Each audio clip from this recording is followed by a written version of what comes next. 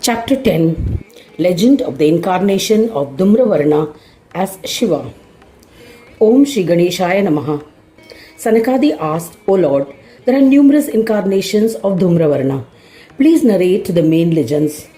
O Jagadguru, after listening to Ahankara destroying legends of Dhumravarna, we are eager to listen to more legends.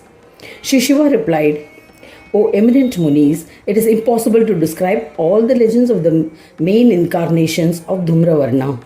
But I shall narrate in a few words the more important among those main incarnations. Listen to these legends with single pointed focus. O eminent Munis, the one who is described as Sahaja Brahma, that Neti Brahma created Sama Brahma, who is also referred to as Ananda Brahma. O Brahmins, he then created Sad Brahma and Asad Brahma, capable of Utthana, awakening. One was Swata Utthana Brahma and the other was Parata Utthana Brahma. He created Bindu Brahma, who is the origin of the body and soul. Bindu Brahma created 4 types of bodies.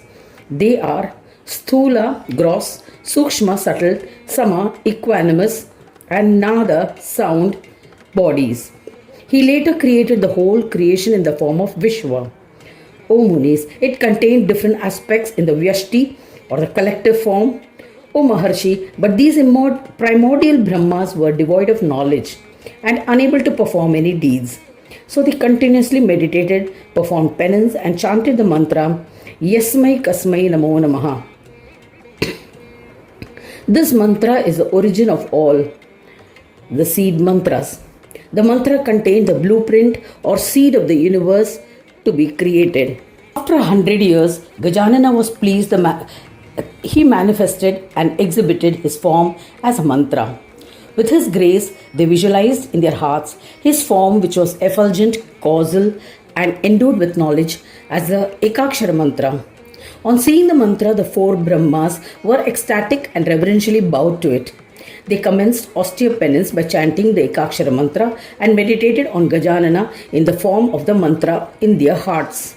They strived to please Vignapa with intense penance. After 1,000 heavenly years, Gajanana was pleased and he manifested in a majestic form upon which the yogis could meditate. This form was a Sanyoga of human and elephant attributes. Seeing these forms, the Brahmas were astonished. Dundi imparted pure knowledge, enabling them to comprehend his Saguna and Nirguna yogic forms. O eminent Munis, this made the Brahmas ecstatic. They meditated on Vignapa and performed his japa regularly. Pleased with their penance, Gajanana manifested in the 5-faced Panchavaktra 3-eyed form of Shiva, wearing a garland of skulls, clad in tiger skin and elephant skin, and ashes smeared over his body. He was adorned with Sheshnag mounted on a bull, with a flag bearing the symbol of a bull, a crescent moon adorning the top of his head, carrying a trishul in his hand, with his consort Girija seated on the lap of this Yogindra, who is revered by yogis. O Brahmins, seeing this form of Mahesha, all Brahmas were astonished and pondered. With the grace of Ganesha, they recognized this form as Shiva, because of all his symbols. They discussed, the shape of Ganesha, Sahaja Brahma, has compassed us. Words are inadequate to describe him. He is known as Dhumrakshara. Because of Maya, his clear reflection is visible all over the world and in the Brahmas. Shankara is his reflection. He appears as Dhumravarna, smoke-colored and unclear due to the reflection and the Maya in which the image is reflected. Yet, the Shastras mention that Shankara and Dhumravarna are not distinct. He certainly could be Varada. Thereafter, the Brahmas stood up and bowed to Ganesha within their hearts and bowed to Shiva. O eminent ones, the ecstatic Brahmas performed his puja ritualistically and extolled him. They extolled, I bow to you, O Dhumravarna, the form and shape of Ganesha, to Shambhu, to Shankara, who is his image, I bow to you. To the one with immeasurable strength, to Shankara, to the consort of Parvati, I bow to you. To the Lord whose flag bears the symbol of a bull, to the Sahaja Brahma, to the Lord, I bow to you. To the one who shelters Maya, to the one who drives Maya, to Paramatma, to Maheshwara, To the Absolute, to Heramba, I bow to you. To the one with matted locks of hair, to the one who is free of enticements, to the Sadashiva, to Paresha, to the one who carries the Trishul, I bow to you. To the one who is not dependent on anyone else, one with 5 faces, I bow to you. To the one without a protector, to the one who protects to the Lord, the form of the Lord, I bow to you. To the embodiment of Supreme Brahma, to the Lord of Brahmas, I bow to you. O Girisha, the Lord of the mountains, to the one who smears his body with ashes from funeral pyres, I bow to you. To the one who wears a garland of skulls, to the one who adorns himself with snakes, to the one who conducts divine plays by creating various objects, I bow to you. To the one on whose left side is Asatya, to the one whose right side is Satya, with your union you are identified as a form of bliss, I bow to you. To the one in the form of Shama, to the one who is Mahamaya, these are descriptions of your body. There is no doubt about it. You are the Atma of Mahamaya, to the one who is depicted as half male and half female, as Ardhanarishwara, I bow to you. To such a destructor of all, as the form of Brahma, we have been blessed with your darshan. You are Dhumravarna. We cannot see any differences, O Lord. Who is capable of extolling you adequately? Shiva continued the narration, saying that after extolling in this manner, the Brahmas reverentially bowed to Mahesha. A compassionate Adi Shambhu said, O Brahma, ask for a boon. I am pleased with your penance, devotion and your stotra, there is no doubt about it. The Brahmas said, O Lord, if you wish to grant us a boon, grant steadfast devotion. O Maheshwara, grant us memory in the form of Vidya required to perform her deeds. O bearer of yoga, grant us freedom from bondage of the realization that having to perform our assigned deeds is not a burden. Shri Shiva said, all your desires will be met with fulfillment with great ease. I grant that all your resolves will come true. You will achieve success in the most difficult tasks which are rare. To attain freedom from bondage, I shall impart an extraordinary yoga. By practicing this yoga, you will attain freedom from all bondage. There is no doubt about it. Comprehend that I am the 4th Brahma, the form of Neti. The learned believe that Swaswarupa Gajanana is created by the union of 4 Brahmas.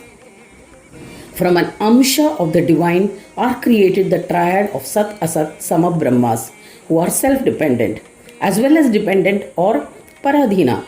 Dundi has his own distinct form, endowed with Maya. He resides in Asat, Sat, Sama and Neti Brahmas, distinct from them and as their driver. Hence, he is the Lord. In the Ayoga state, these Brahmas are free of obligations and not performing any deeds. Hence, the 5 states of existence, namely Sat, Asat, Sama, Sahaj and Swasamvedya forms, are not experienced or felt as these Brahmas are not united. They are not connected to the universe and the universe is not connected to them. Being in the union and disjunction states at the same time is also a state of existence. This state is Ganesha, the one who bestows absolute peace. He is the divine Gajanana. The syllable Ga in Gana symbolizes the unmanifest form of Ganesha. The syllable Na symbolizes the manifest form, which is formed by the union of all. The Lord of both is represented by elephant and human forms. By singing his bhajans, you can attain peace, and it is the only means to attain freedom from bondage. A country enveloped in smoke is not clearly visible to the humans, but if the smoke is cleared, it becomes visible. In the same way, the mind of one enveloped in the 5-fold Maya, indulgent in various pleasures, cannot see the Supreme Lord, even though he may follow the spiritual path advocated by Vedas. Vedas consist of Varnas, that is symbolic letters or sounds. The disciples of Vedas find these words incomprehensible due to Maya. Hence, Ganesha is also referred to as Dhumravarna. Comprehend the peace-bestowing form of yoga. Dhumravarna and sing bhajans of Gajanana. Perform deeds and actions that are in accordance with your dharma. Offer them to Dhumravarna and you will always be free of bondage. Having expounded thus, Mahadeva disappeared. Brahmas bowed to him and engaged in creation of various worlds. O Brahmins, as instructed, the Brahmas practiced yoga and continuously worshipped Ganesha. O Brahmins, that is the extraordinary and Siddhi bestowing incarnation in the form of Shiva as an Amsha of Dhumravarna. Anyone who reads or listens to these legends will be blessed with the joys on earth and in the end will ascend to Swananda Loka. Thus ends the 10th chapter titled Legend of the Incarnation of Dhumravarna as Shiva in the 8th Khanda of the Purana Upanishad, Shiva and Mudgal Puran, describing the legends of Dhumravarna, dedicated to Shri Gajanana, end of chapter 10.